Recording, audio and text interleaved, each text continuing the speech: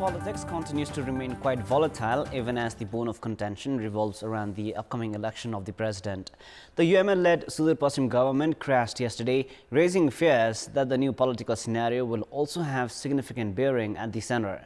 The abstaining of the parties, including Nagarik Unmukti and Janamat, at today's high-level meeting makes the analysts believe that all is not well with the ruling coalition partners. Good evening, I am Prarambha Dahal. Let's begin with the main stories. President Vidya Devi Bhandari emphasizes that all focus should now be shifted towards national development, prosperity and happiness of the public. Prime Minister Dahal and coordinator of high-level political mechanism KP Oli urged Rashtriya Swatantra Party to rejoin the government. Nagarik Unmukti, Janamat and Janata Samajwadi abstain. Death toll from the devastating earthquake in Turkey and Syria crosses 21,000. Human rights group flay United Nations for its slow relief efforts. And coach Yam Bahadur Gurung says lack of exposure of playing under floodlights cost Nepal of the SAF Under-20 Women's Championship. President Vidya Devi Bhandari has said that all focus should now be shifted towards national development, prosperity and the happiness of the public. She has added that political stability has been maintained in the 7 years of the implementation of the Constitution. Addressing the joint meeting of the Federal Parliament today, President Bhandari said that the past 7 years have been instrumental for implementation of the Constitution. Saying that the national politics had taken a proper course, President Bhandari added that the focus should now shift towards ensuring development and prosperity. She also claimed that Nepal had made great progress in economic and political sectors. However, she has questioned the pace of development. Saying that the national economy was at a crucial phase, President Bhandari identified the need for finding immediate, short-term and long-term solutions. She urged the government to prioritize the development of manufacturing sector to ensure economic development, control inflation and curb trade deficit. Despite some improvements in economic indicators, President Bhandari added that there was no room to remain laid back. She also recommended to prioritize security of investment, construction of infrastructures, industries and creation of employment opportunities. President Bhandari also identified the need for improvement in policies for extending the stay of tourists and search of new tourist destinations. She further noted that basic criteria had to be set for health infrastructures and urged for motivating the human resources of health sector. President Bhandari also stressed on efficient performance of all state entities to ensure economic prosperity and strengthening of democracy as envisioned by the Constitution of Nepal.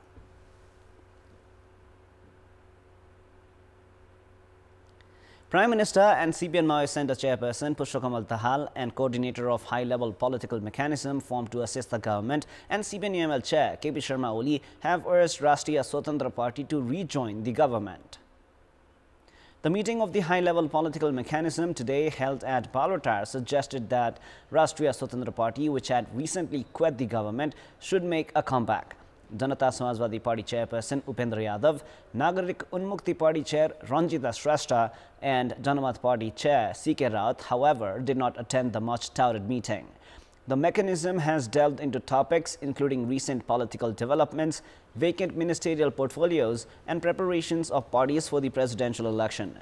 Before the meeting of the mechanism, Prime Minister Dahal had held a separate parley with UML Chair Oli.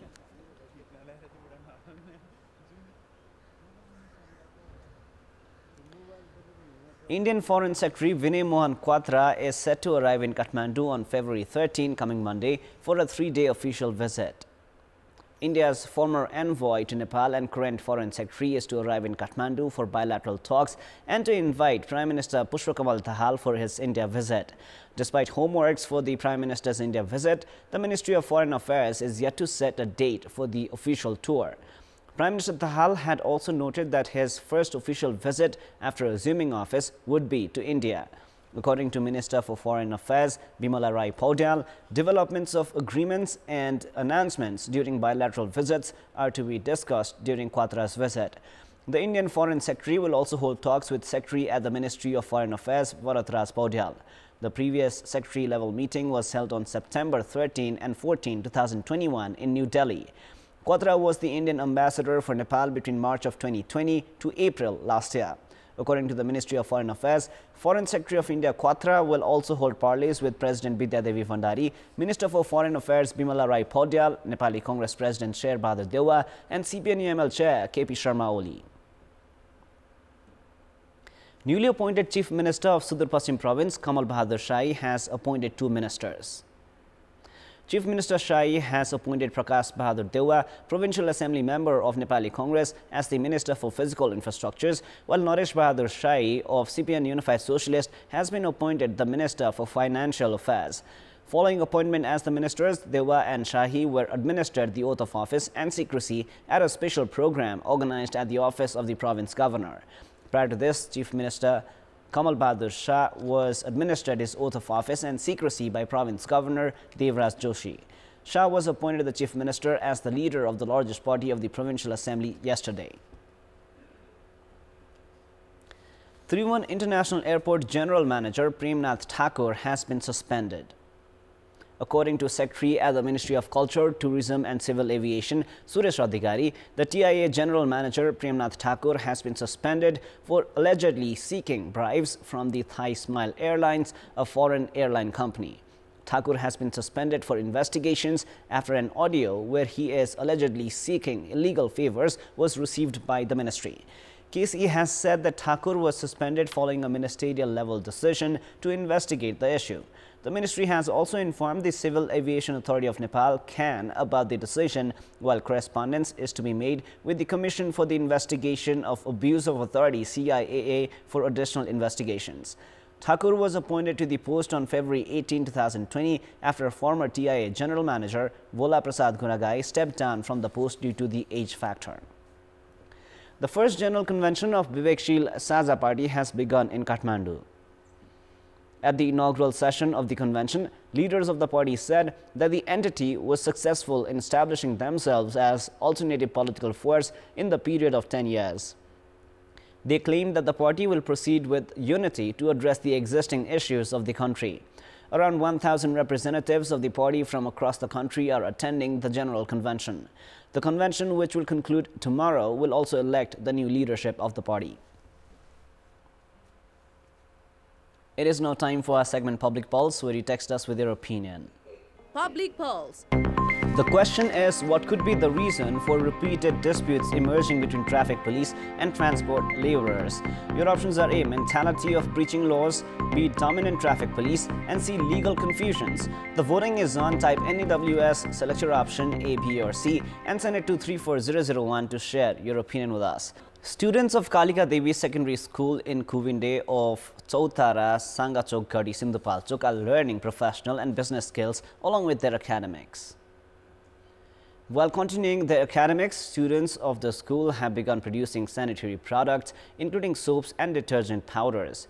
The students are also preparing to market the products for domestic sanitation. The Kalika Devi Secondary School has invested for production of these sanitation products. The school has said that profits from the products will be distributed among the students to fund their education, among other purposes.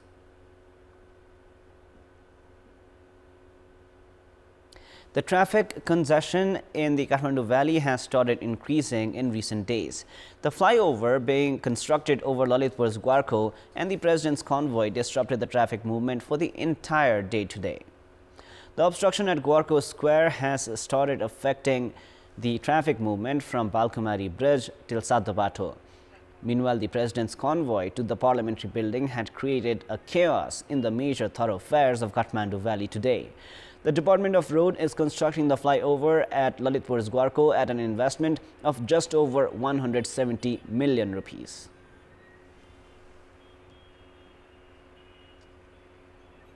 It is now time for the international news.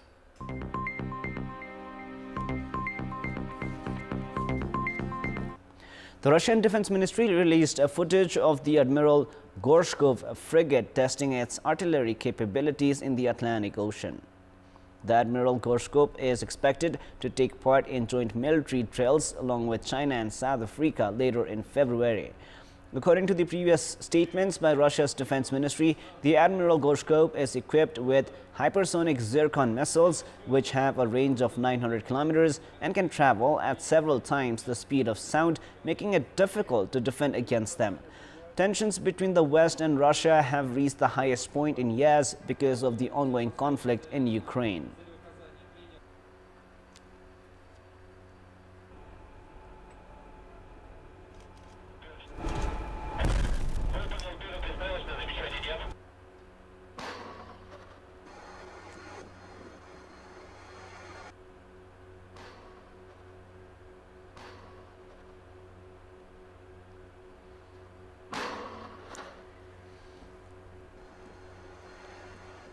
Russia launched a wave of attacks on Ukrainian infrastructure in the cities of Kharkiv and Zaporizhzhia on Friday morning, as Ukrainian officials said a long-awaited Russian offensive was underway in the east. At least 17 missiles hit the southeastern city of Zaporizhzhia in an hour, acting mayor Anatoly Kurshev said, and the state grid operator said high-voltage facilities across the country had been hit and electricity supplies shut down. Russia is targeting civilian infrastructure far from the war front line since the last 4 months. It has left millions of Ukrainians in major cities without power, heat or water for days at a time in the middle of winter. Air raid sirens blared across the country during the morning rush hour, and local officials urged wary civilians to heed them and take shelter. Kharkiv Regional Governor Ole Shinehuvov reported about 10 explosions and said power had been cut in some areas. Critical infrastructure was also hit in Khmelnytskyi in the west and the Dnipropetrovsk region in central Ukraine. Air Force spokesperson Yuri Ignat told Ukrainian television that Ukrainian air defenses had shot down 5 of 7 drones and 5 out of 6 caliber missiles. As war anniversary approaches, Ukraine has been bracing itself for a new Russian offensive in the belief that after months of reverses, President Vladimir Putin wants to be able to tout a battlefield success before the anniversary of the invasion he launched on February 24. Now, craving Italian food with lamb, black risotto or pasta, but want it fast, you can order any of them at a Croatian restaurant where a robotic chef is able to rustle up about 70 different one-pot meals. Owners of the restaurant say they believe the Bots and Pots Seafood Bistro in Zagreb is the world's only restaurant where ready-to-eat meals in a pot are made by robotic cookers with no human involvement other than loading the devices with fresh ingredients. The devices add oil and seasoning according to the digital recipes made by a human chef. The robotic chef, called Gamma Chef, is taught digitally how to cook a meal by the restaurant's head chef and can then remember it and repeats it endlessly. 5 robot cookers can each produce 4 meals in 15 minutes or nearly 100 meals in an hour. In other similar restaurants, robots stir and fry chips and hamburgers, make pizzas or serve and deliver meals, but the restaurant claims there is no robot that can make a finished dish from scratch and in one pot. The restaurant owners say it took 7 years to turn an idea into reality and open the restaurant last year after investing over €1 million. The owners consider expanding the business model via franchises, explaining that the robot speeds up the cooking process and saves money at a time of staff shortages. The United States has disclosed new information about the capabilities of what it suspects is a Chinese surveillance balloon that traversed the U.S. last week, and what they are learning as the FBI begins analyzing parts recovered after the balloon was shot down last Saturday. A senior State Department official said in a background briefing it was equipped with multiple antennas capable of intelligence collection operations. Yesterday, U.S. lawmakers passed a non-binding resolution condemning China for the balloon. China has denied the balloon was used for spying purpose. It has said the balloon was a weather device blown astray. The U.S., however, believes the balloon is a part of a wider fleet of surveillance balloons that has spanned 5 continents. House of Representatives lawmakers called the balloon a brazen violation of United States sovereignty as the body voted 419-0 yesterday morning to condemn its use. China has said it was not aware of any wider fleet of surveillance balloons. Chinese Foreign Ministry spokesperson Mao Ning has said the claim is probably part of the information and public opinion warfare the U.S. has waged on China. Meanwhile, U.S. President Joe Biden, under fire from some lawmakers, said in an interview he did not view a suspected Chinese spy balloon that transited the United States before it was shot down in the Atlantic Ocean to have been a major security breach. Sports News.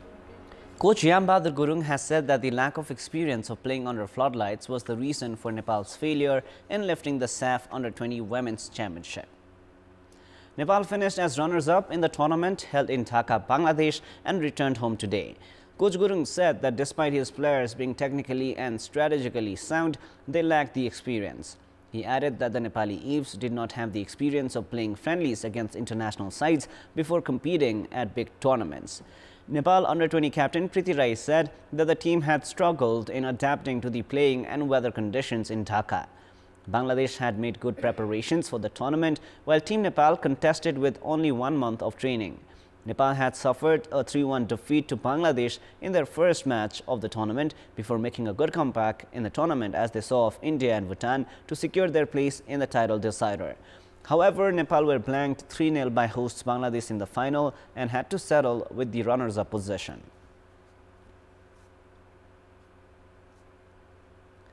That is all for the moment. Our next English bulletin is at 10:30 p.m. Thank you for staying with us. Goodbye for now.